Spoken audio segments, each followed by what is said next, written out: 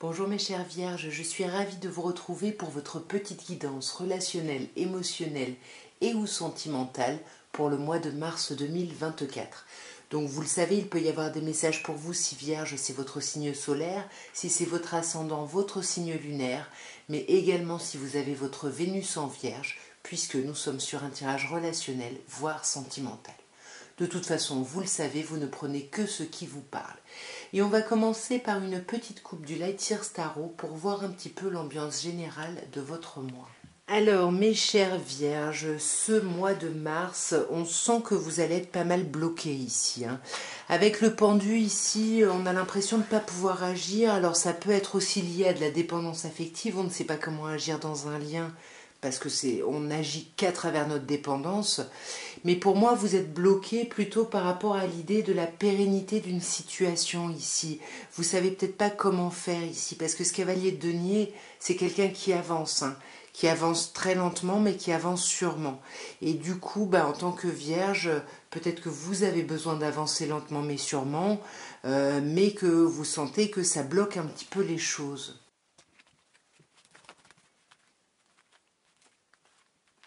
Alors, mes chères vierges, on commence déjà avec un as de bâton. On a ensuite un 3 de coupe, un 7 de coupe, un 9 de bâton et un roi de denier.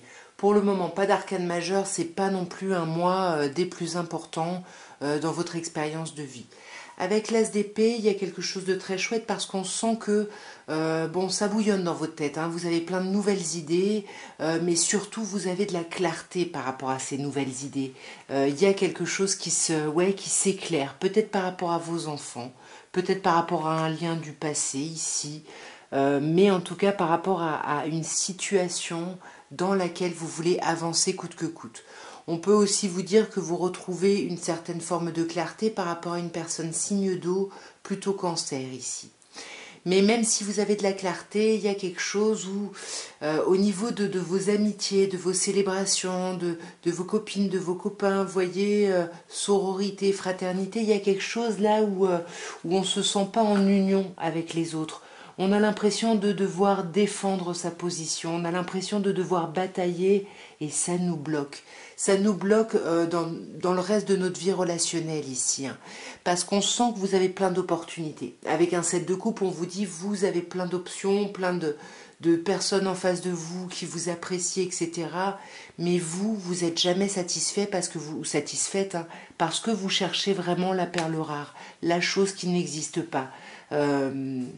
Ouais, là, vous pouvez en plus vous montrer froid ou froide à force d'être dans cette réflexion-là, mais on vous dit bien attention aux chimères ici. Oui, vous pouvez célébrer quelque chose de très chouette parce qu'il y a vraiment un potentiel amoureux, mais si vous restez froid ou froide, et si vous ne prenez pas de décision, si vous cherchez la chose impossible, vous ne pourrez pas bénéficier de ce cadre de bâton qui vous parle de faire la fête, de célébrer une stabilité, un accomplissement ici. Et vous allez tout donner, et puis au dernier moment, quand vous serez au bord d'obtenir ce que vous voulez, on se retire, on est fatigué, on réfléchit, on rentre dans ses angoisses, dans ses prises de tête. Attention ici. Attention, on sent que vous allez en parler et que vous vous prenez la tête par rapport à l'éclatement créatif d'une situation, d'une relation. Mais ne remettez pas tout en question ici. Reposez-vous peut-être juste parce que vous manquez d'équilibre et que tout ça, ça vous déséquilibre entre le manque de vos amis, votre vie relationnelle ou autre. Et ça vous met, attention, en roi de denier ici. Donc là, c'est vous, le roi de denier ou un autre signe de terre.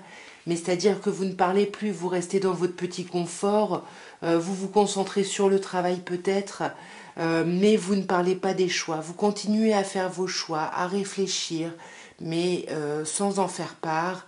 Vous êtes un peu seul avec vous-même parce que vous pensez que c'est le mieux.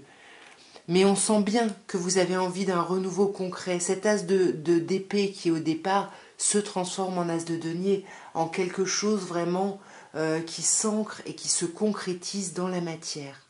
On va regarder maintenant ce que l'améthyste Love peut vous dire par rapport à ce mois de mars, par rapport à votre vie sentimentale. Et pareil, mes chères vierges, on va voir avec la coupe un petit peu l'intro de votre mois. Alors ici, on vous parle d'amour éphémère, d'amour passager, de flirt et de happy end.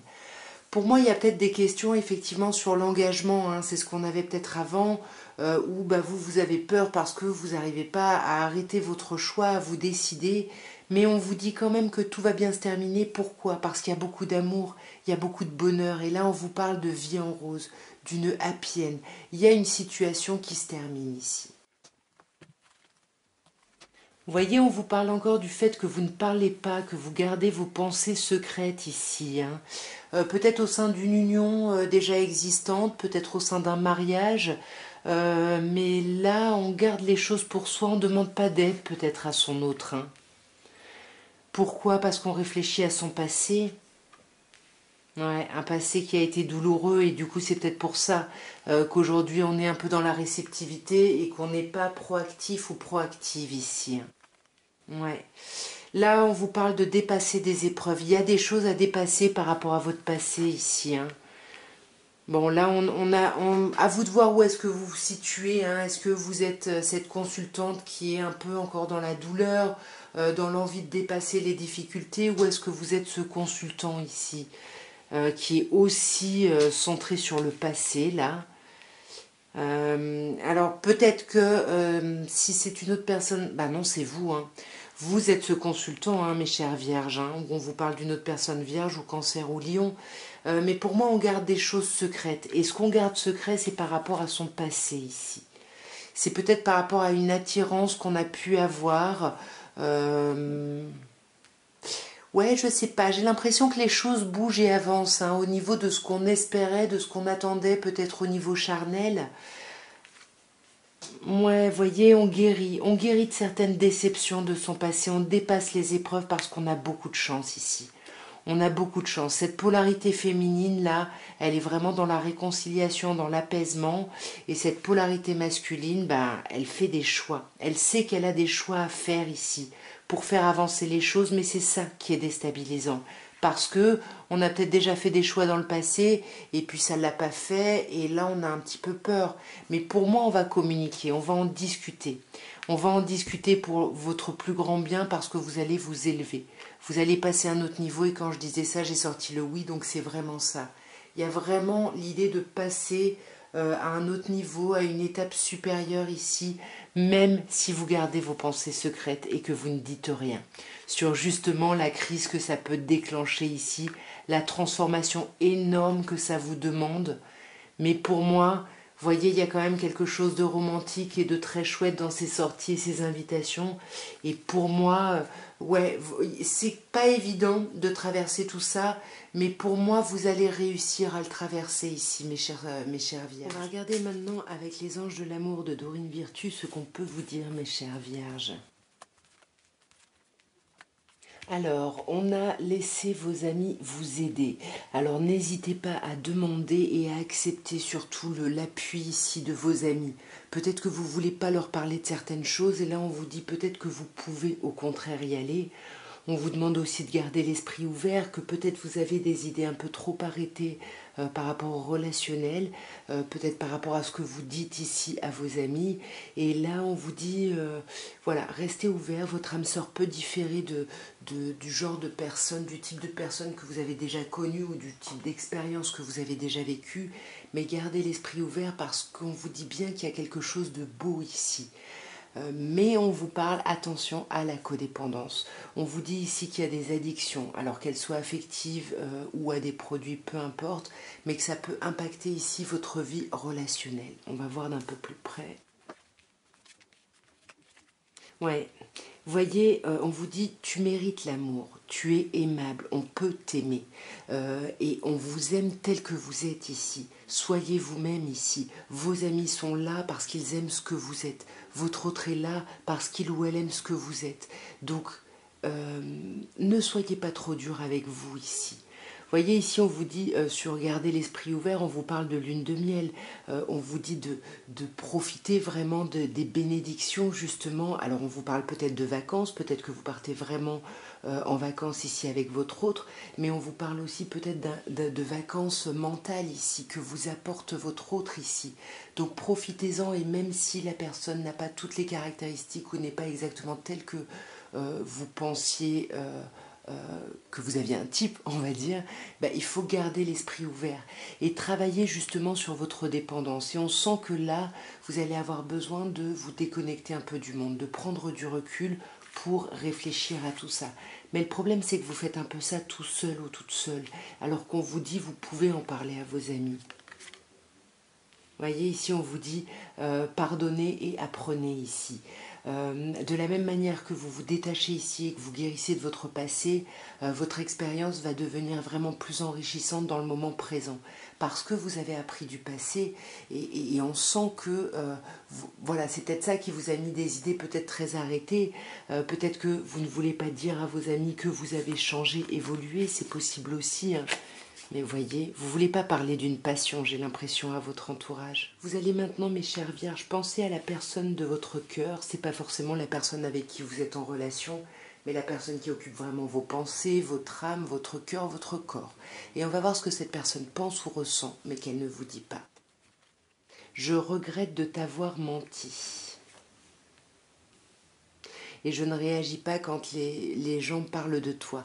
Voyez, ça peut être quand on vous disait laissez vos amis vous aider, avec l'idée où on vous a vu quand même pas mal dans le fait de garder un peu les choses pour vous, d'être un peu taiseux. Voilà, même quand on vous parle de ça ou qu'on vous taquine par rapport à votre vie relationnelle ou quand on parle de votre autre, vous faites comme si ça ne vous affectait pas. Et dans le fait de mentir, c'est pas vraiment un mensonge, ça peut être de l'omission, ça peut être le fait de ne pas dire les choses, du coup de ne pas être complètement clair et spontané ici. Et je ne peux pas te laisser être trop proche de moi.